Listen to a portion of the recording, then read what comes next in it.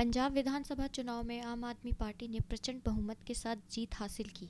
दिल्ली के बाद अब दूसरे राज्य में आप की सरकार पहली बार बनने जा रही है। अरविंद केजरीवाल नीत आप पंजाब की 117 सदस्य विधानसभा में 92 सीट जीतकर सबसे बड़ी पार्टी बनकर उभरी। आम आदमी पार्टी की इस जीत के बाद कुछ लोगों का मानना है कि आप राष्ट्रीय स्तर पर भी बीजेपी के लिए बड़ा खतरा बन सकता है। हालांकि बीजेपी ने इस बात से साफ इनकार कर दिया है। बता दें कि कुछ बीजेपी नेताओं ने कहा कि पंजाब विधानसभा चुनावों में आम आदमी पार्टी की शानदार जीत का मतलब यह बिल्कुल नहीं है कि पार्टी राष्ट्रीय स्तर पर बीजेपी के लिए खतरा बन सकती है। पार्टी नेताओं ने कहा कि अगर आम आदमी पार्टी को बीजेपी की टक्कर में आना है तो उन्हें कम से कम लोकसभा की 100 सीटें जीतनी होंगी। बीजेपी का कहना है कि एक मुख्य पार्टी के रूप में आपकी ग्रोथ से कहीं ना कहीं बीजेपी विरोधी वोट बटेंगे। बीजेपी के एक पदाधिकारी ने कहा, आप कल्याण की राजनीति में लिप्त है और एक मजबूत तथा करिश्माई नेता अरविंद केजरीवाल के नेतृत्व में आगे बढ़ रही है। यह पार्टी कमजोर वर्गों को भी आकर्षित कर रही है। कमजोर वर्गों के मतदाताओं ने आप पर अपना पूरा भरोसा दिखाया। आगे चलकर यह हमारे लिए अच्छा साबित नहीं होने वाला, लेकिन निश्चित रूप से हम भविष्यवाणी नहीं कर सकते कि आगे क्या होगा। बीजेपी नेताओं ने हालांकि यह स्वीकार किया कि महिलाओं और कमजोर वर्गों के बीच आम आदमी पार्टी की बढ़ती लोकप्रियता आपको एक मजबूत और बड़ी पार्टी बना सकती है। कर्नाटक हिजाब विवाद पर मंगलवार को कर्नाटक हाई कोर्ट ने एक अहम फैसला सुनाया। हाई कोर्ट ने स्कूल कॉलेजेस में हिजाब बैन के फैसले को चुनौती देने वाली याचिकाओं को खारिज कर दिया। कोर्ट ने अपने फैसले में कहा है कि हिजाब पहनना इस्लाम की अनिवार्य प्रथा का हिस्सा ही नहीं है। दरअसल कर्नाटक हाई कोर्ट में उडुपी की लड़कियों ने याचिका दायर कर स्कूल में हिजाब पहनने की इजाज़त की मांग की थी।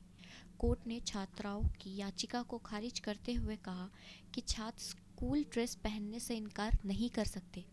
छात्राओं ने स्कूल कॉलेजेस में हिजाब पहनने पर बैन लगाने के सरकार के आदेश के खिलाफ हाईकोर्ट का रुख किया था। इस पर 9 फरवरी को chief justice Rituraj Awasthi, justice Krishna S Dixit और जस्टिस JM खाजी की बेंच का गठन किया गया था। छात्राओं ने अपनी याचिका में कहा था कि उन्हें क्लास के अंदर भी हिजाब पहनने की अनुमति दी जानी चाहिए, क्योंकि यह उनकी आस्था का हिस्सा है। हाईकोर्ट के फैसले से पहले राज्य भर में कड़ी सुरक्षा के इंतजाम किए गए। भोपाल, कंडकक, कलबुर्गी, दावणगेरे, हासन, शिवामोगा, बेलगांव, बल्लापुर, बेंगलुरु और धारावाड़ में धारा 144 लागू कर दी गई है। शिवामोगा में स्कूल कॉलेजेस बंद कर दिए गए हैं।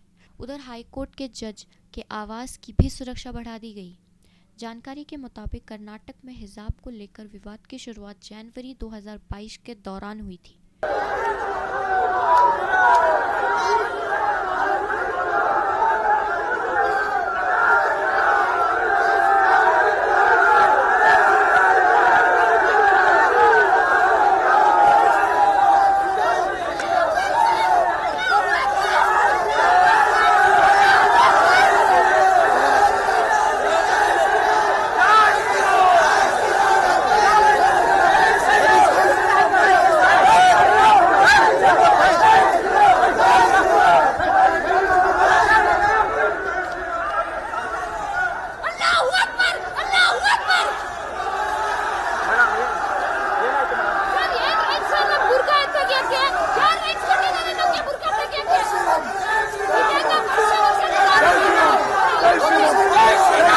उस वक्त उडुपी के एक सरकारी कॉलेज में 6 छात्राएं हिजाब पहनकर कॉलेज पहुंच गई थी।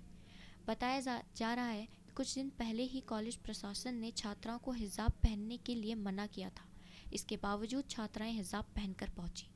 उन्हें रोका गया तो दूसरे कॉलेज में भी विवाद होने लगा। इसके बाद लड़कियों ने प्रेस कॉन्फ्रेंस कर कॉलेज प्रशासन के खिलाफ विरोध दर्ज किया। कर्नाटक सरकार ने राज्य में कर्नाटक एजुकेशन एक्ट 1983 की धारा 133 लागू की थी।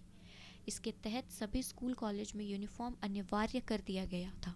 ऐसे में सरकारी स्कूलों और कॉलेज में तय यूनिफॉर्म ही पहननी होगी। वहीं प्राइवेट स्कूल भी अपनी यूनिफॉर्म चुन सकते हैं। हिजाब पर रोक को लेकर कुछ छात्राओं ने कर्नाटक हाईकोर्ट का रुख किया था, लेकिन हाईकोर्ट की सिंगल बेंच ने इसे 3 जजों की बेंच में ट्रांसफर कर दिया। कोर्ट ने सुनवाई के दौरान अगले आदेश तक स्कूल कॉलेजेस में धार्मिक पोशाक पहनने पर रोक लगा दी है।